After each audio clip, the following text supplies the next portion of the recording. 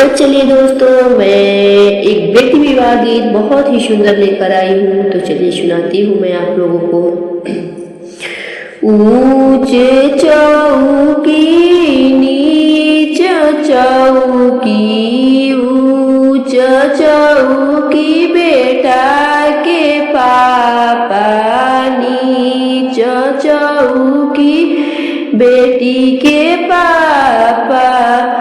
ऊंच चौकी बेटा के पापा, नीच चौकी बेटी के पापा।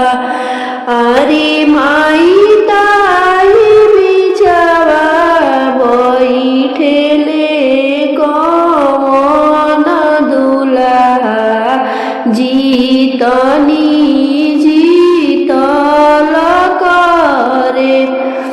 जीती गईले बेटा के पापा, मुँहे खाले पान के बीड़ा। जीती गईले बेटा के पापा, मुँहे खाले पान के बीड़ा। अरे धनिया सोनावे गढ़इबो में तोहार कोखिया, जाही कोखिया बेटा जनमे।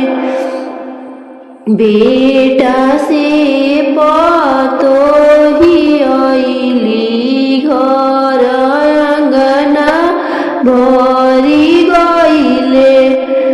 हारी गईले बेटी के पापा, मुँहे धई रुमाल रोवे। हारी गईले बेटी के पापा, मुँहे धई रुमाल रोवे। अरे धनिया भूसवे गढ़इबो में तोहार कोखिया, जाही कोखिया बेटी जनमली। बेटी से दामाद अइले घर अंगना सुन भइले। बेटी से दामाद अइले घर अंगना सुन भइले। लक्ष्मी कुमाया भइली, दुआरा बैठल पापा रोवे। अंगना बैठल मम्मी रोवे, दुआरा बैठल पापा रोवे। अंगना बैठल मम्मी रोवे। अरे माई डोलिया के बास धइले भैया रोवे।